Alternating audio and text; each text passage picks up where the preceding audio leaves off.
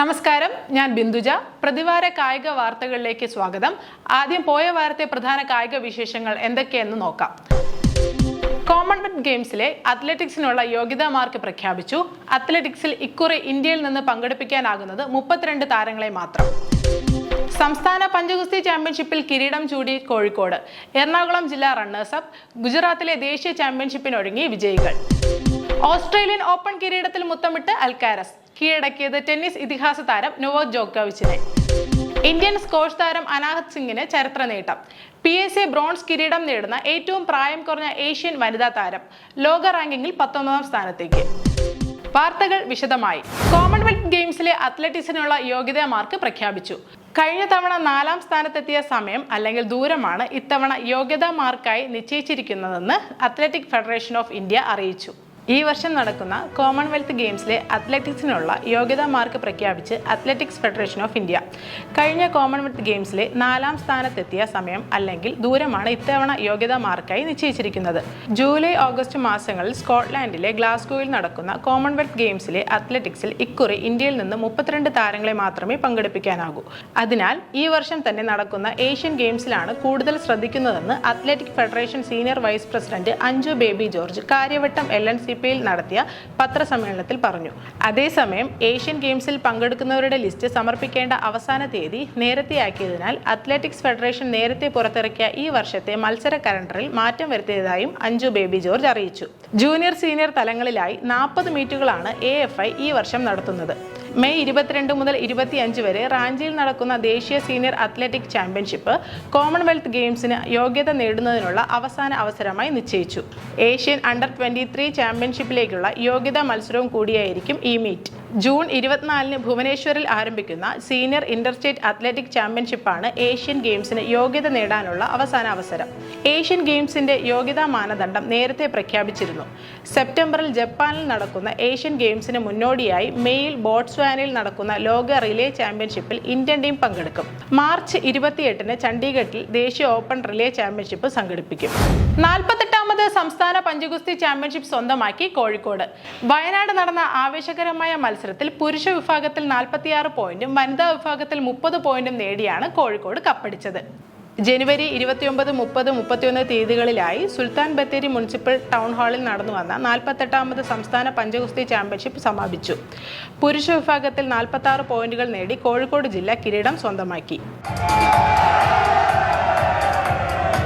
40 പോയിന്റുകൾ നേടി എറണാകുളം ജില്ലയാണ് റണ്ണേഴ്സ് അപ്പ്. 34 പോയിന്റുകൾ നേടിയ വയനാടാണ് സെക്കൻഡ് റണ്ണറപ്പ്. വനിതാ വിഭാഗത്തിൽ 30 പോയിന്റുകൾ നേടി കോഴിക്കോട് ജില്ല ചാമ്പ്യന്മാരായി. 28 പോയിന്റുകൾ നേടി തൃശൂർ റണ്ണറപ്പും 20 പോയിന്റുകൾ നേടിയ എറണാകുളം സെക്കൻഡ് റണ്ണറപ്പുമായി. ആൺകുട്ടികളുടെ യൂത്ത് വിഭാഗത്തിൽ തൃശൂരിന്റെ അദ്വൈത് അശോകും പുരുഷ വിഭാഗത്തിൽ എറണാകുളത്തിന്റെ മസാഹിർ സെയ്ദുവും ചാമ്പ്യൻ ഓഫ് ചാമ്പ്യന്മാരായി തിരഞ്ഞെടുക്കപ്പെട്ടു.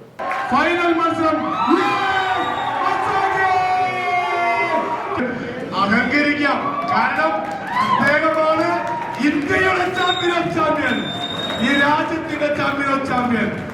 ഇപ്പൊ നമ്മുടെ കേരളത്തിന്റെ സ്റ്റാൻഡേർഡ് അത്യാവശ്യം നല്ല ഇമ്പ്രൂവ് ആയിട്ടുണ്ട്. എല്ലാവരും നല്ല പ്ലേയേഴ്സാണ്. ചെറിയ പിള്ളേരാണെങ്കിലും വലിയവരാണെങ്കിലും അത് ഉഷാറായിട്ട് എല്ലാവരും ചെയ്യുന്നത്.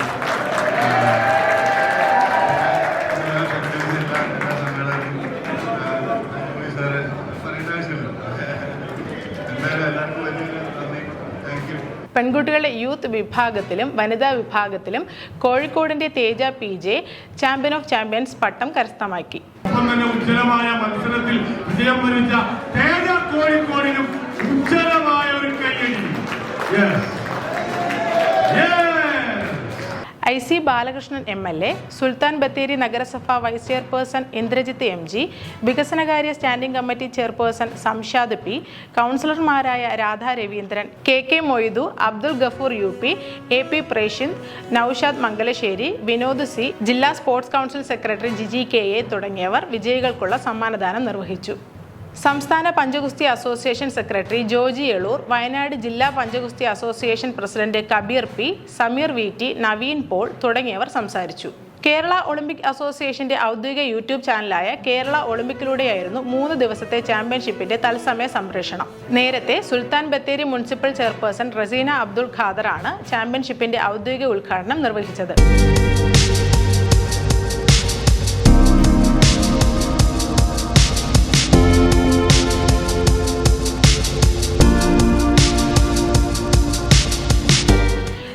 ചാമ്പ്യൻഷിപ്പിൽ വിജയികളായവർ മെയ് 29 മുതൽ ജൂൺ 2 വരെ ഗുജറാത്തിൽ വെച്ച് നടക്കുന്ന ദേശീയ പഞ്ചഗുസ്തി ചാമ്പ്യൻഷിപ്പിൽ കേരളത്തിന്റെ ജേഴ്സി അണിയും.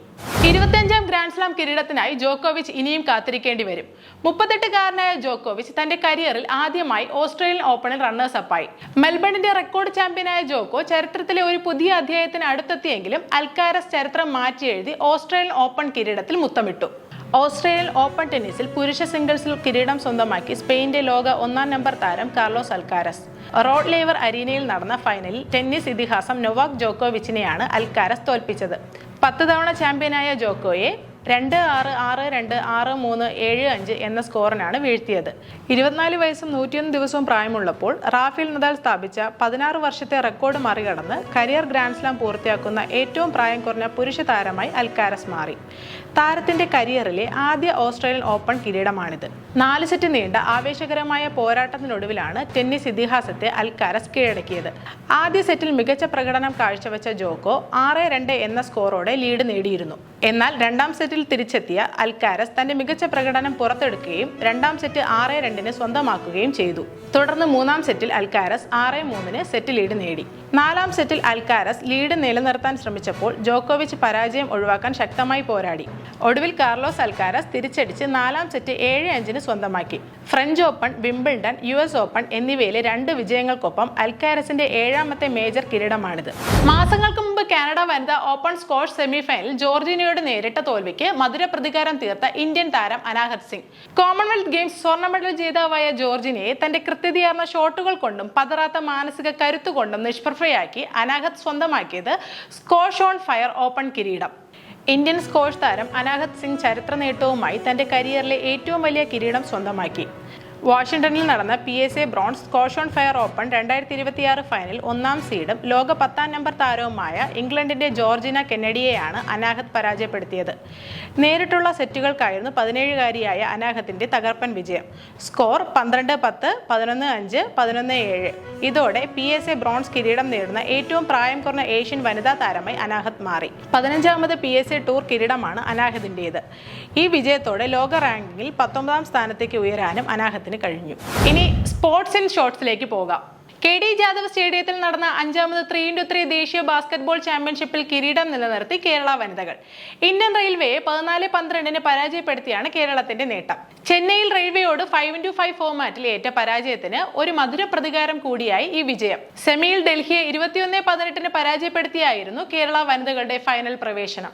ഫെബ്രുവരി 12 മുതൽ 15 വരെ അരുണാചൽ പ്രദേശിലെ റോയിങ്ങിൽ നടക്കുന്ന 22ാമത് senior, junior, sub junior national mountain bike cycling ചാമ്പ്യൻഷിപ്പിൽ പങ്കെടുക്കാൻ തയ്യാറായി കേരള ടീം.